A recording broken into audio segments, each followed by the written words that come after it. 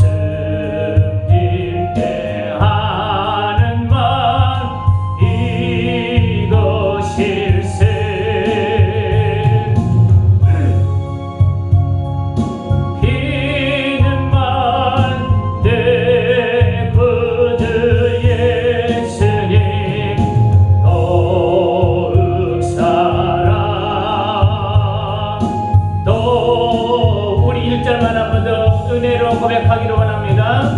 내 구주 예수님 더욱 사랑 할렐루야. 엎드려 비는 말 들으소서.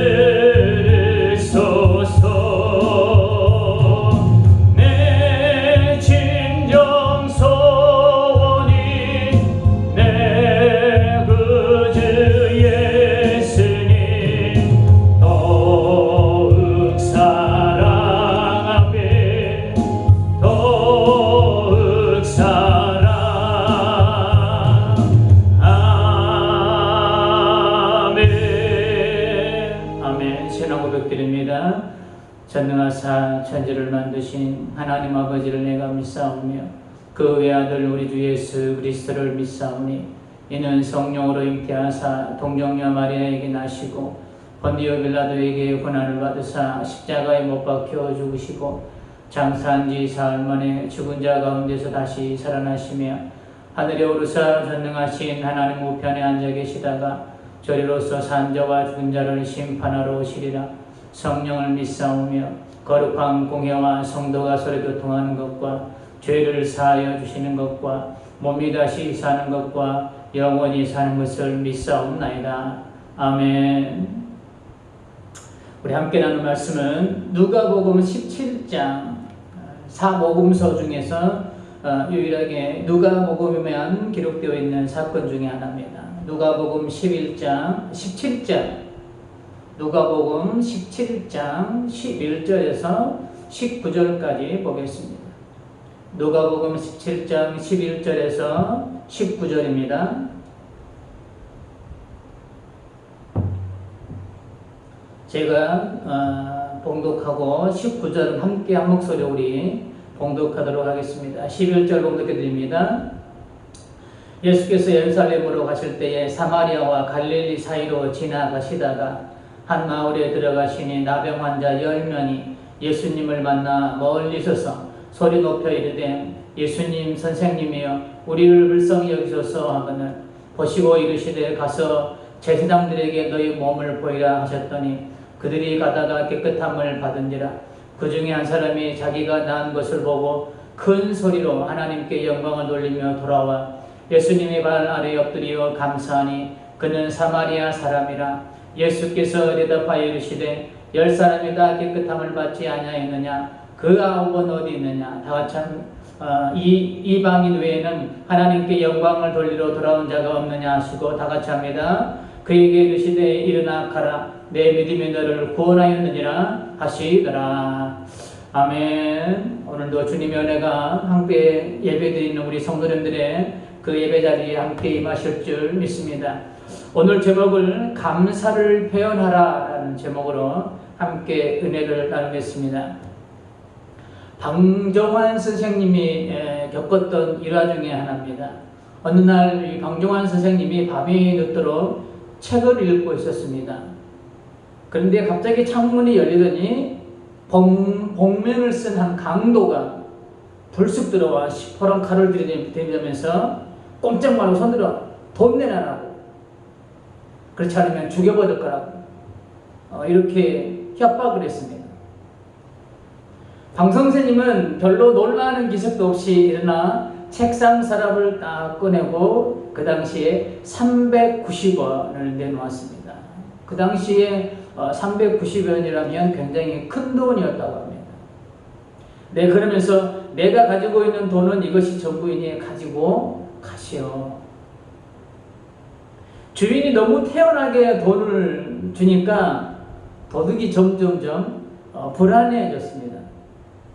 그래서 얼른 도망가지 못하고 돌아서서는 이번에는 이 방정환 선생님을 향해서 소리를 쳤습니다. 아니 여보시오, 돈을 주었으면 고맙다라는 인사를 해야 할 것이 아니오. 오히려 그런 말을 할 줄 알았는데 그런 말을 안 하니까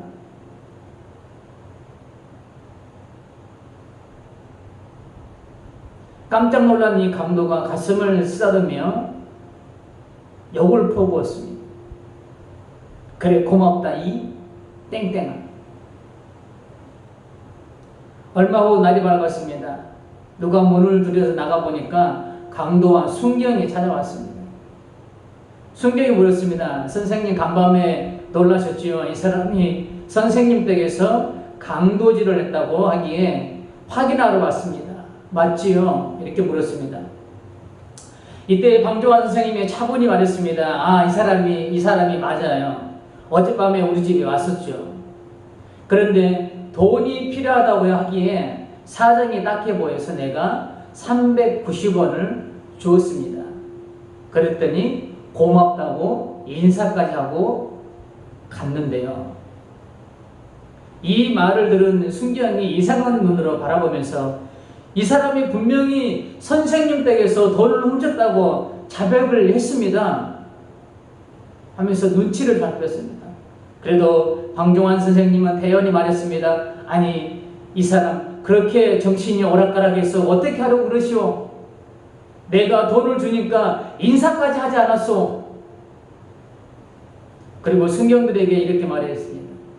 돈을 훔쳐가는 도둑이 고맙다고 인사하는 법이 어디 있어? 이 말을 듣고 순경은 할 수 없이 이 강도를 풀어주었다고 합니다. 순경이 돌아가자 강도는 방정환 선생님 앞에 무릎을 꿇고 엎드렸습니다. 그러면서 이렇게 말했습니다. 선생님 용서해 주십시오. 세상에 선생님 같은 분은 처음입니다. 눈물을 흘리며 더 이상 말을 잇지 못했습니다. 방정환 선생님은 강도의 등을 두드리면서 일어나시오. 사람이 어렵다 보면 그럴 수도 있지 아니오. 다시는 이런 일을 하지 마시오 하고 타일렀다고 합니다. 그러자 강도가 방정환 선생님에게 간청을 했다고 합니다. 선생님, 저에게 소원이 하나 있습니다. 선생님 곁에서 평생 선생님을 섬기며 살게 해주십시오. 이 간청을 방정환 선생님을 받아들여서 그 후로 강도는 죽을 때까지 방정환 선생님 곁에서 집안일을 도우며 살았다고 합니다. 이 예화에서 중요한 포인트는 은혜 받은 것에 대한 감사의 표현인 거예요. 받은 바 은혜가 있다면 그 은혜에 대해서 우리가 표현할 수 있어야 된다는 것이죠. 내가 그 누군가에게 도움을 받았다면 고마운 마음을 표현할 수 있어야 합니다. 감사의 마음을 전할 수 있어야 된다는 것이죠. 물론 이런 것들을 생각하고 선의를 베풀지는 않았지만 그럼에도 말 한마디라도 고맙고 감사한 마음을 표현해야 되는 게 인간의 도리일 것입니다. 부부간에 이런 말을 하는 사람이 있습니다. 꼭 말을 해야 하나? 딱 보면 몰라? 딱 보면 모릅니다. 표현을 해야 합니다. 말을 해야 그 마음이 어떤 마음인지 알 수 있습니다. 옛말에 그런 말 있죠. 10길 물길 속은 알아도 한 길 사람 속은 모른다. 표현해야 됩니다. 감사의 마음, 사랑의 마음 표현해야 할 수 있습니다. 이런 맥락에서 오늘 본문을 살펴보면서 우리도 받은 은혜에 늘 감사한 마음을 가지고 살고 또한 그 감사한 마음을 주님께 어떤 방식으로든 표현할 수 있기를 소망하면서 오늘 본문 속에서 함께 은혜를 나누려고 합니다. 본문의 배경은 사마리아와 갈릴리 사이로 예수님께서 지나가시다가 한 마을에 들어가십니다. 그 소식을 들은 10명의 한센병 환자가 멀리 서서 목 놓아 예수님을 부릅니다. 그리고 그 병을 고쳐주십니다. 그런데 한 명만 예수님께서 감사를 표현합니다. 자, 이거 이제 오늘 본문의 주된 내용인데요. 먼저 이 한센병자들이 고침받는 과정을 우리가 잠깐 살펴보도록 하겠습니다. 본문 13절에 보니까 소리를 높여 이르되 예수 선생님이여 우리를 불쌍히 여기소서 라고 이 한센병자들이 지금 예수님을 부르고 있습니다. 자, 소리를 높여라는 말을 12절 멀리 서서라는 말과 연결하면 물론 멀리 있기 때문에 큰 소리로 예수님을 부를 수밖에 없는 그런 환경입니다. 가까이 갈 수 없는 그런 환경이기 때문에 큰 소리로 아마 예수님을 불렀을 거예요. 그런데 이 소리를 높여라는 말 속에 또 다른 의미를 우리가 찾아본다면 이 소리를 높여라는 단어 속에 정말 이들이 얼마나 절박한지를 우리는 짐작할 수 있습니다.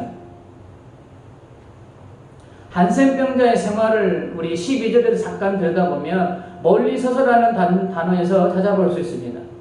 한센병에 걸리면 가족과 마을이라는 공동체에서 쫓겨나서 한센병자들만이 생활하는 그곳에서 생활을 해야 되고 삶을 살아가야 됩니다.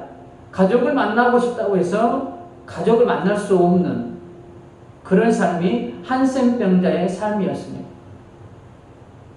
한센병이 나기 전에는 가족의 품으로 돌아갈 수 없습니다. 가서 제사장의 허락이 있어야 됩니다.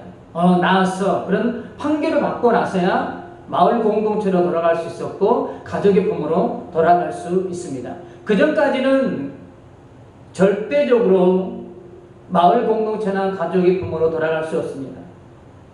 그래서 그들은 아마 절박할 수밖에 없었을 것입니다. 그런데 그들의 귀에 예수님에 대한 소문이 들려왔습니다. 그리고 예수님만이 소망임을 깨닫고 예수님이 그곳에 오시길 기다리고 또 기다렸을 것입니다. 그런데 드디어 예수님이 그곳에 오셨다는 소식을 듣고 그들은 주저함 없이 절박한 마음으로 예수님을 향해 소리 높여 부릅니다. 예수 선생님이여. 멀리 서서 소리 높여 이르되 예수 선생님이여 라고 절박한 마음을 가지고 예수님을 부릅니다. 그리고 예수님은 그 소리에 응답하십니다. 이 상황을 우리의 삶에 적용해 볼까요? 삶을 살다 보면 힘든 일을 만날 때 두 가지 형태의 사람을 볼 수 있습니다. 하나는 어려운 일을 만났음에도 주님을 찾지 않는 사람이 있는가 하면 다른 한 부류는 그 문제를 가지고 주님께 기도하는 사람이 있습니다. 우리는 후자의 사람처럼 예수님께 소망을 두고 사소한 것이라도 주님께 기도하는 삶을 살아야 할 줄 믿습니다. 한센병자들의 그 소리에 응답하셨듯이 내가 부르짖는 소리에 주님은 반드시 응답해 주시기 때문입니다. 그리고 예수님께서는 한센병자들에게 이해할 수 없는 황당한 말씀을 전하십니다.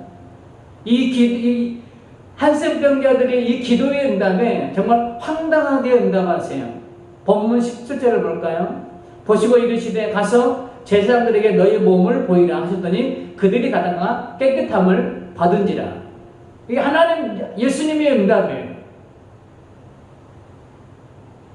그 자리에서 그들을 고쳐주신 게 아닙니다. 고쳐주지도 않으시고 가서 제사장에게 너희 몸을 보여주라고 하십니다. 그들의 입장에서는 황당한 말일 수 있습니다. 아니, 황당한 말입니다. 우리의 삶의 기도 응답이 때로는 이렇게 일어날 수 있다는 것이죠. 황당하게,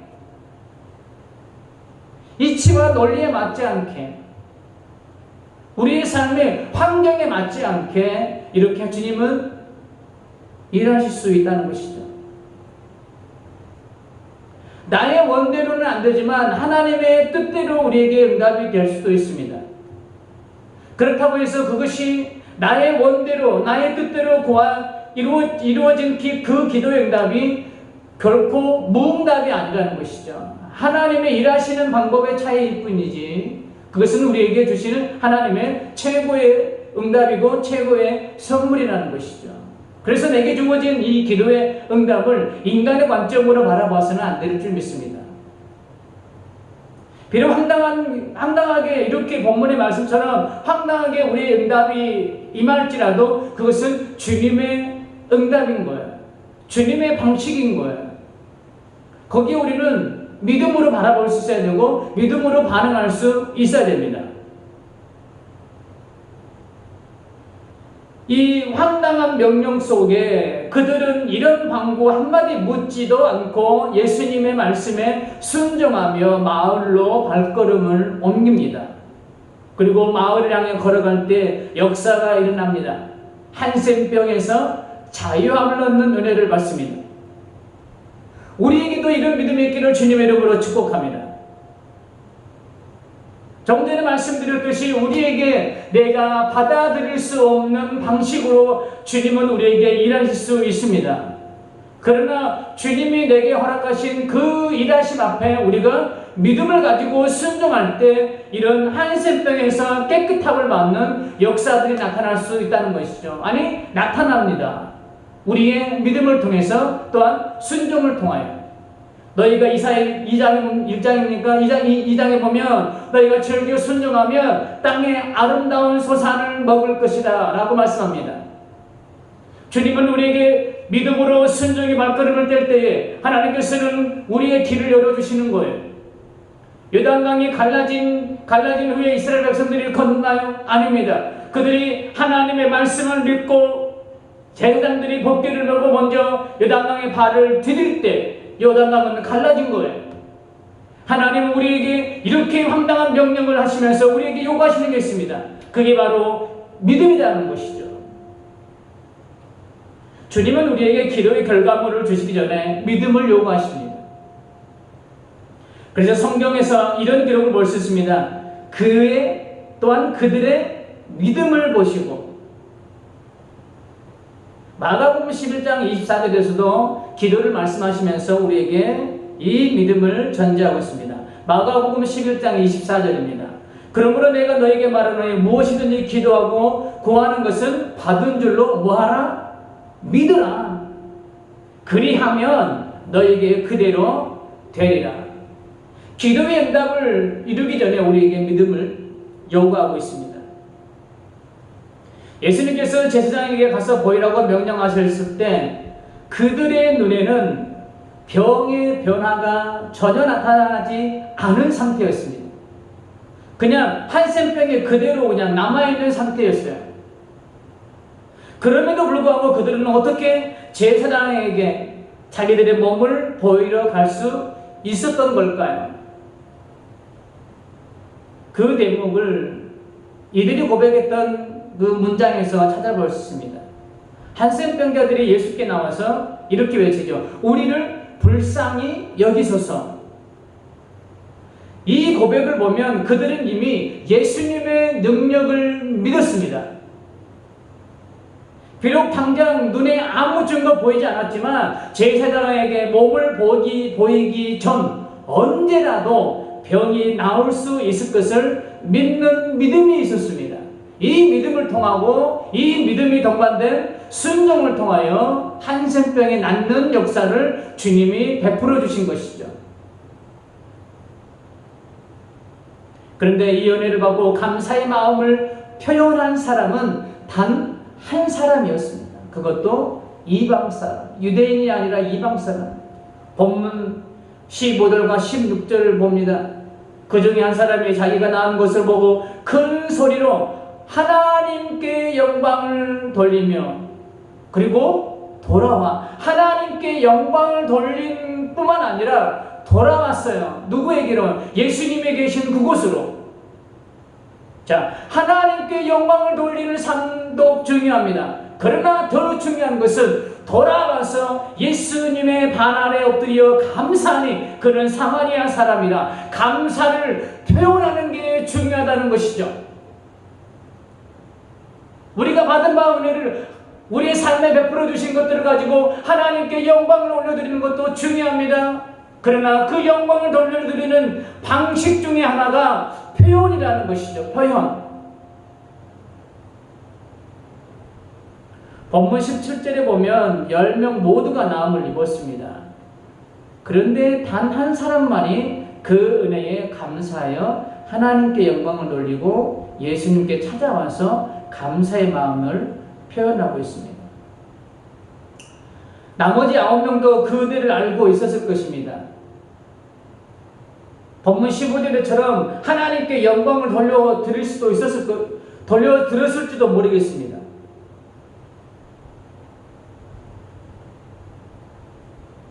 그럼 왜 감사의 마음을 표현하지 못했을까? 이 한 명처럼 돌아와 예수님께 감사의 마음 표현하지 못했을까? 조심스럽게 추측을 해보면 나머지 9명은 주님의 은혜보다는 인간적 욕구가 더 컸던 것 같습니다. 자기들의 몸이 깨끗하게 나은 것을 보고 은혜가 먼저 떠오르는 것이 아니라 빨리 가서 나은 몸을 제사장에게 보이고 그토록 그리웠던 가족에게로 빨리 돌아가고 싶은 욕구가 더 컸기 때문이 아닐까 조심스럽게 추측해 봅니다. 물론 이들도 하나님께 영광을 돌리고 갈 수도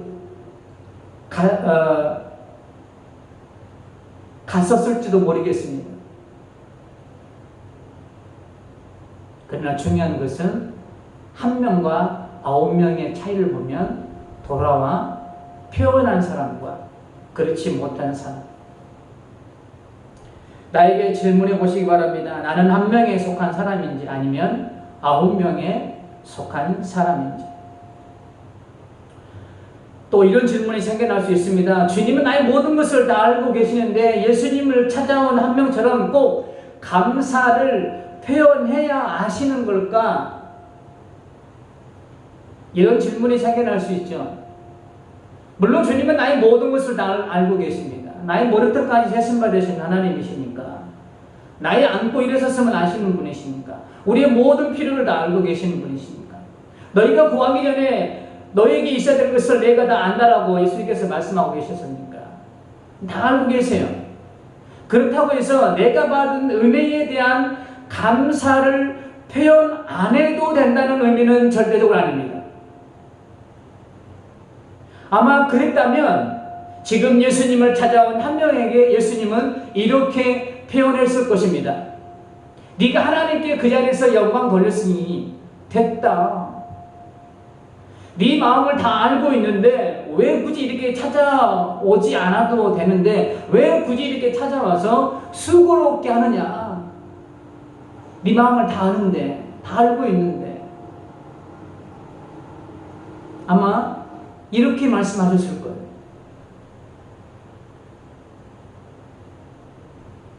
하나님께서 나를 사랑하신다는 증거로 독생자 예수 그리스도를 십자가의 죽이심을 통해 그 사랑을 우리에게 확증하셨습니다.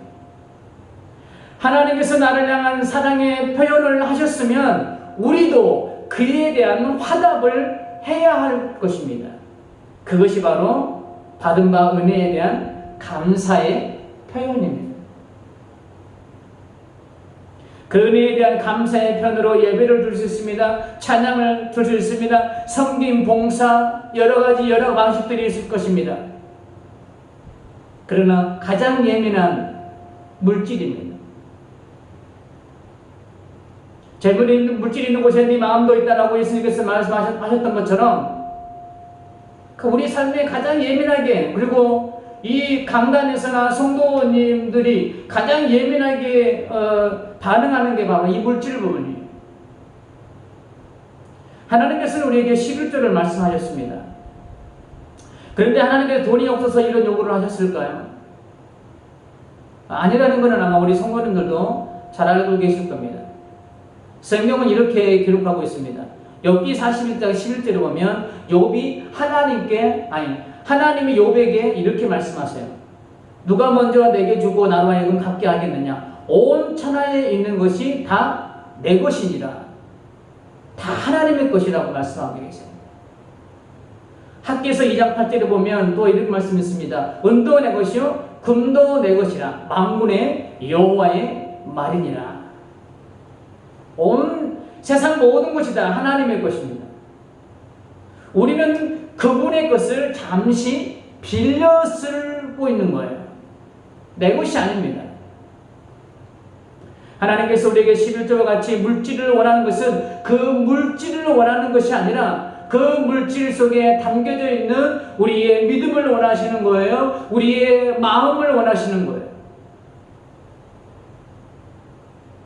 우리는 내가 구원받은 그 한 가지만으로도 충분히 감사할 조건이 됩니다.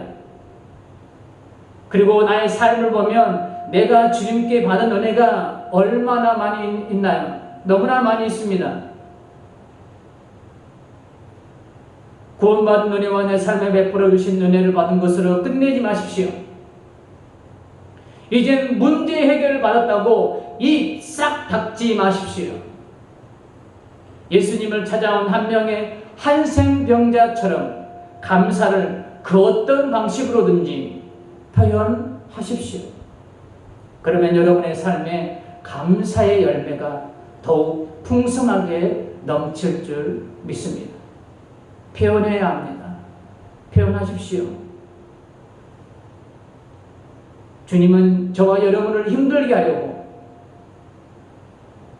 그런 표현의 자리를, 표현을 원하고 계시는 게 아니에요. 그 속에 묻어있는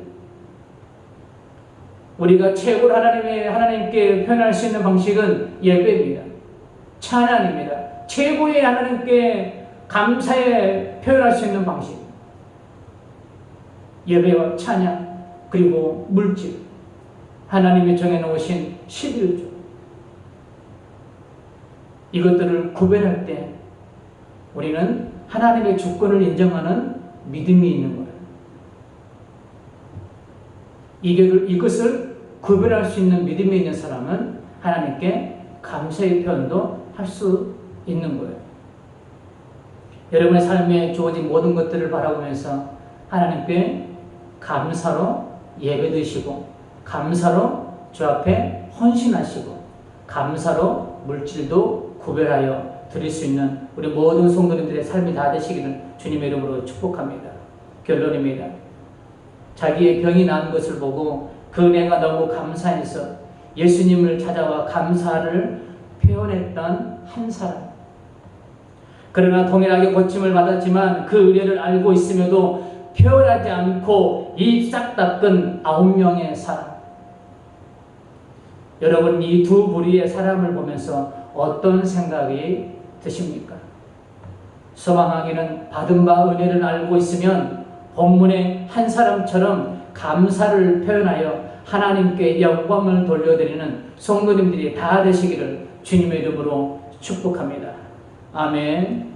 우리 그런 마음으로 우리 주님을 사랑하는 마음의 표현을 담아서 우리 315장 들으신 후에 제가 여러분을 위해서 잠시 축복하고 마무리하도록 하겠습니다. 315장.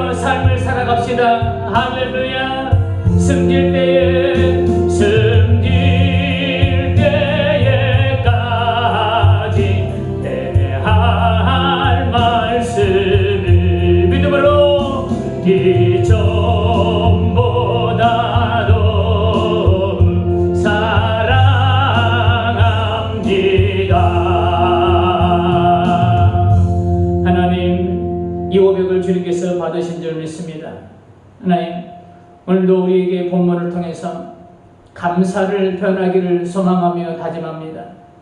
우리의 삶에 베풀어 주신 수많은 은혜가 있는데 하나님, 우리가 그 은혜에 반응하지 못하고 감사하지 못하고 9명처럼 그렇게 삶을 살았던 적이 너무나도 많이 있음을 고백합니다. 이 시간 우리가 다시 한번 다짐합니다. 결단합니다. 하나님 아버지, 우리가 주님의 것을 우리가 받은 바 은혜에 감사하는 마음으로 감사로 예배드리게 하시고 감사로 아버지 앞에 구별해 드릴 수 있는 우리의 삶이 되게 하나님 역사하여 주옵소서.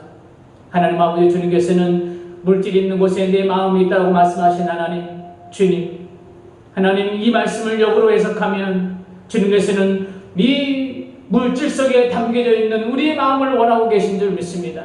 하나님 아버지, 우리의 삶에 주어진 이 모든 은혜를 하나님 아버지 감사로 표현하는 우리 모든 성도들의 삶이 되게 하나님 역사하여 주옵소서. 그래서 우리 모든 성도님들의 삶의 지경에 감사의 열매가 더욱더 풍성해지게 도와주시기를 원합니다. 감사의 아버지 하나님의 조건들이 더욱더 많아지게 도와주시기를 원합니다. 하나님 아버지, 그래서 영육의 선선함의 역사가 일어나게 도와주옵소서. 하나님 아버지, 오늘도 우리 모든 성도님들의 가정들을 축복합니다. 주님의 평안으로 축복합니다. 하나님 아버지, 기도의 응답으로 축복합니다. 하나님 아버지, 받은 바 은혜가 넘쳐나서 감사하는 마음으로 아버지 하나님 축복합니다. 아버지, 우리의 사업장들을 축복합니다. 하나님 아버지, 이 어려운 시기에 지경이 넓어져가는 은혜가 있게 하시고 날마다 돕는 손길이 있게 도와주시며 날마다 아버지 하나님 도움의 손길들이 동원되는 사업장들이 되게 하나님 역사하여 주옵소서. 하나님 아버지, 오늘 본문에 예수님께서 일하셨던 것처럼 인간의 논리와 관점들을 뛰어넘는 그런 역사들이 우리 모든 성도님들의 가정과 사업장에 일어날지어다. 그래서 아버지 하나님, 하나님께 영광을 돌릴 수 있는 그 감사를 올려드릴 수 있는 우리 모든 성도님들의 삶과 사업장이 되게 하나님 역사하여 주옵소서. 하나님 아버지, 육체적 질병과 물질의 어려움과 야외 영적 힘겨움을 가지고 지금 한번 힘겨움을 싸움을 하고 있는 우리 모든 지체들을 향해 주님의 이름으로 선포하오니 아버지 하나님, 그곳에서 자유함을 얻을지어다, 노임을 얻을지어다. 오늘 아버지 하나님, 그 10명의 아버지 한센병자가 치유함을 얻었던 것처럼 오늘 아버지 하나님, 그 자리가 아버지 하나님이 절망의 자리가 되지 않게 도와주시고 한센병자들이 예수님을 향하여 큰 소리로 부르짖었던 것처럼 그 아버지 하나님의 그 시간들이 하나님께 부르짖는 시간들이 되게 하시고 하나님 아버지, 그래서 응답의 역사가, 치유함의 역사가, 물질의 아버지 통로가 열려지는 역사가, 영적 회복이 일어나는 역사가 일어나게 하나님 역사하여 주옵소서. 하나님께서 함께 하시고 오늘도 이 말씀을 들으면서만 그치지 말게 도와주시며 삶으로 살아낼 수 있는 우리 모두가 되게 하나님 역사하여 주옵소서. 감사를 표현할 수 있는 하나님 우리의 모든 삶이 되게 하실 줄 믿고 감사함을 드리며 예수님의 이름으로 축복하며 기도하옵나이다. 아멘. 하늘에 계신 우리 아버지여, 이름이 거룩히 여김을 받으시오며 나라의 임하옵시며 뜻이 하늘에서 이룬 것 같이 땅에서도 이루어지이다. 오늘날 우리에게 일용할 양식을 주옵시고 우리가 우리에게 죄 지은 자를 사하여 준 것 같이 우리 죄를 사하여 주옵시고 우리를 시험에 들게 하지 마옵시고 다만 악에서 구하옵소서. 나라와 권세와 영광의 아버지께 영원히 있사옵나이다. 아멘. 감사합니다.